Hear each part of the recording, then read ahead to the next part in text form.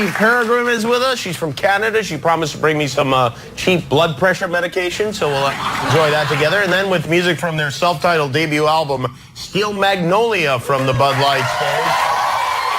We'll be joined by Jason Bateman from the Cincinnati Bengals, Dahani Jones, and comedian Hannibal Buress. And later this week, Shia LaBeouf. Kevin Nealon will be here, Green Bay Packers quarterback Aaron Rodgers, Dave Salmoni and his Terrifying Animals, and we'll have music from Parachute and 311. So join us for our show. Our first guest tonight is one of the funniest men around with an exceptionally funny show. The show is called Louie. You can watch it Thursdays at 10:30 on FX. Please say hello to Louis C.K.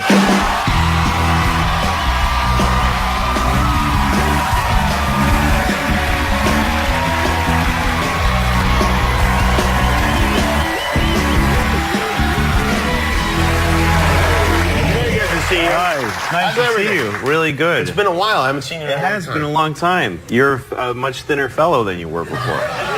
Don't get used to it. No? Now you live in New York.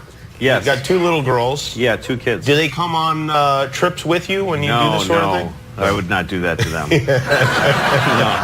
No, they're at home with their mom, sleeping right now. Oh, they are, yeah. Yeah. Well, I mean, you know where your kids are now. Didn't used to know where you know what I mean? Like when we were kids, did your parents know where you were? Never. No idea. Even that thing on the news that said, it's 10 o'clock, do you know where your kids are? Nope. The answer was no. No idea. Now there's a kind of a custody, chain of custody that's never broken, you know? You just can account for every second of your kids' lives. Yeah. They go on play dates and it's an arranged thing. And they go, you drop them off, and you wait. You know, you take them to soccer games. And it's empowering, yay! And then you take them home. It's all very arranged. You're right. It is more. I wonder why that is. The people that like to have throw kids in the garbage and stuff like that. Hit them and break their bones.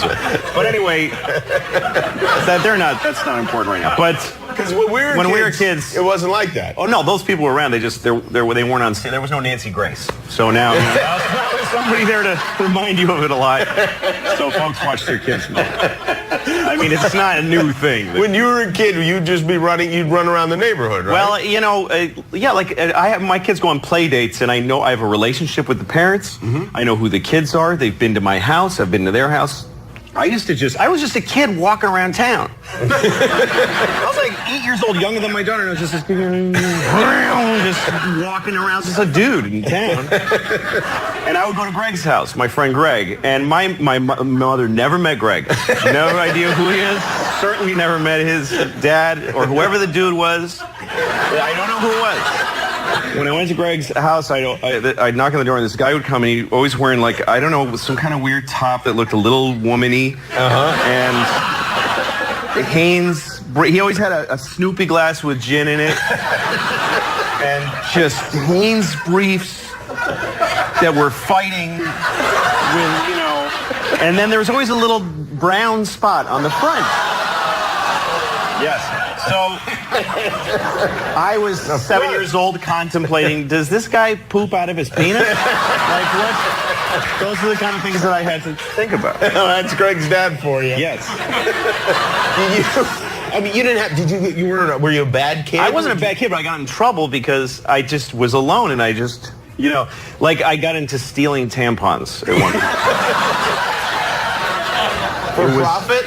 No, I didn't make a dime. Well, how would this work? I hesitate to ask, but how would this work? I was 8 years old, and I just went into a CVS one day because I just roamed store aisles, and I was looking at the tampons, and I was sort of staring at them with this. I knew there was something dirty about them. I didn't know what they were.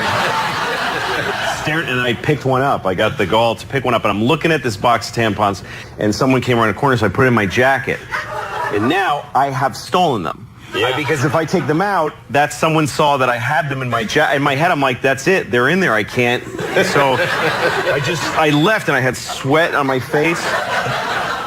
And I just went home, and I threw them under my bed, and I'm eating dinner. Like everybody knows, I have tampons under my bed. And so it was a terrible, stressful experience, which I then repeated every day. For like 2 months. What? I'd go back, and I'd just do the whole cycle. I just kept doing it. Like a And no, I rodent. never got caught. I mean, they probably saw me, but the guy's like, I'm not confronting the kid who takes the tampons. I'll pay for him out of my check before I live that moment. I'm not asking that little pervert what he's doing with us. Yeah, there's something wrong with that boy. Something's really wrong with him. And how did it end? Well, they kept going under my bed, and I just tried not to think about him. And then one day I looked, and they were just gone. They just were gone, and my mom never said anything. She must have been cleaning up, and she was like, what what is this? It's crazy. Wow, that's... I don't know, maybe she used them for like 10 years. I don't know. I mean, would she throw them away? I might as well. In those days, you don't waste. Maybe I contributed to the family a little bit, you know? Maybe I kept my mom in cheap tampons for a few years. I don't know.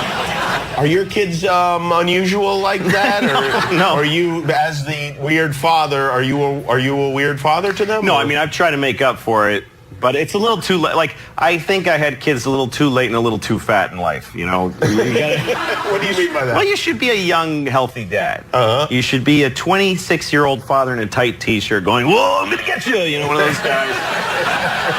That's what kids have coming. Uh-huh. And I'm not that. Don't do that. No, I take them to the park and I just run them like dogs. You got 20 minutes, I'll just watch them run. I stand there breathing like Tony Soprano and watching them run. And Daddy, chase us. If someone grabs you, maybe I'll chase back. But otherwise, grow up sad. And it's just I have a lot of physical limitations that keep me from being a good dad. Like, I'm always in a 48-hour window of diarrhea. Either I'll be having or have had diarrhea within 48 hours. Somewhere I'm on the timeline of my life and the diarrhea. And depending on where I am in that window dictates how far from my house I'm willing to venture. I see. How far a radius. Yeah, right. You're Otherwise, tethered. yes. It's like having an ankle bracelet in a different kind of way. Because otherwise, I'm having diarrhea in a public restroom with my kids standing there watching me because they're little. I can't leave them out by themselves. So they're standing there. Daddy, I don't want to. Sorry, honey, you want to go to the aquarium. This is what happened. I said, let's go to get the newspaper and come home, but you wanted to get fancy, so you get to watch me pee out of my ass for 2 hours. Well, it's fun with the kids. The memory is that. Yeah. Do they understand, like, that you're a comedian? Do they know this? Is this a concept that they're familiar with? They know that Daddy tells jokes, and they don't get the business though. You know, like they don't get Who show does, business. really? No, You know? who does? But like I had a weird conversation with my 9-year-old. We were driving on the highway. The 6-year-old was there too, but she was just, you know, sapping resources. She wasn't really contributing to the conversation. We passed by a cruise ship. And I said, hey, girls, the cool thing about having kids is that you get to tell them what everything is. You get to be the person that reports the whole planet to them. You're for the their first tour time. guide for their life. For life, Yeah. exactly. That's a cruise ship. It's a massive boat. There's swimming pools and discos or whatever they have, you know. So they got excited by the idea of a cruise ship. And I said, some comedians do shows on cruise ships. And they said, do you do that? And I was like, no. Here's the thing. Comedians have a mean hatred of cruise ship comics. Yeah. It's just a mean prejudice. We call them boat acts.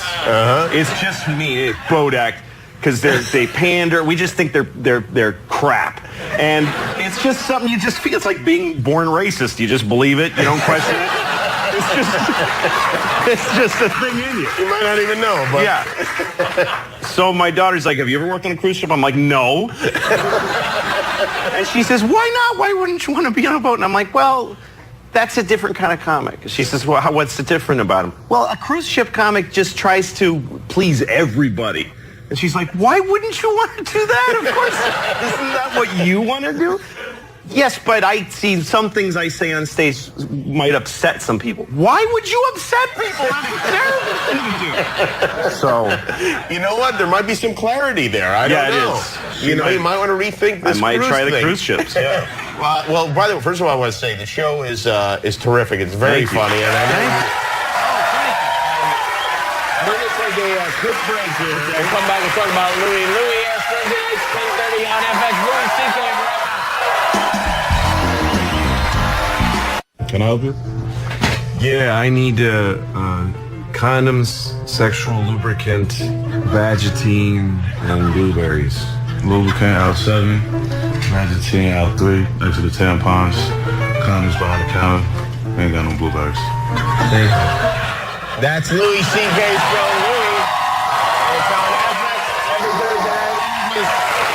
By the way, the show is, not only is it very funny, but the directing is great. I know you direct the show, too. I do, yes. It looks great. It looks like a movie out of the 70s. Thank you. That's You must perfect. be very pleased with the whole thing. I am. I love it. I really, the movie out of the 70s is perfect. That's what I grew up loving and watching. How is the how is the second season different from the first season? Is it? Yeah, I mean, you know, I when I get bored of something, I just stop doing it, you know? So I didn't keep a lot of the same stuff. Like, we moved to a new apartment. It's a whole other, but there's no scene where it happened. I just stopped being in that one and started another one. Last year, I had one very constant character, who was my brother, played by Bobby Kelly. He was a really funny guy, and he did such a good job. And this year, I just didn't feel like it, so he's gone. He's just gone. He's gone. I didn't kill him in an episode. It's like he never existed. But the great thing for him is in a way like Lost, where he could possibly come back. Yeah, right? I guess. I'd have to have a good idea. I didn't have any ideas for him, so I just stopped this. He's not in the reality of the show anymore like he never was. So now I have 2 sisters. Right. And one of them, and none of this reflects my life. The show's all fiction, but the first episode this season introduces my sister as this character, and it's a big introduction. And it's the last thing we shot because I came up with it like right before we wrapped. So she's just gone. She just doesn't come. There's a whole thing where she comes and I love her. Gone. Never see her again. Really? Yes, and my neighbor comes and helps me, and he's a really nice guy, and the last thing he says is, remember who your neighbors are. And I go, yes, I would. And he's gone, too. But really? Because it seemed like you were going to then have a neighborly, friendly relationship. You'll never see him again. No, and last year I had this woman play my mother, and she was this crazy, horrible woman. My mother's a really nice person. So I just made up this terrible mother character played by this Mary Louise Wilson, really funny actor. And so we did the episode. And then later in the season, I wanted to do a flashback to my real mother, who was really nice. So I did that too. And so everybody was very confused. These characters are so insanely different. And the woman who played my mother as a young woman is a woman I date in another episode. It's just a whole other person. Because she was good at both parts. So I just don't care. It's an ensemble cast. Every episode just has its own goal. And if it messes up the goal of another episode, I don't give a I just don't care. You're very fickle, and the hell with it. That's right. You know what? If any of you don't like it, fire me. Yeah, that's right. It's very Darwinist system television. No one should get too comfortable with anything. No, man. Not if it the actors stinks, on I'm set, gone. and not the viewers at home. That's right. Louis C.K., everybody. Louis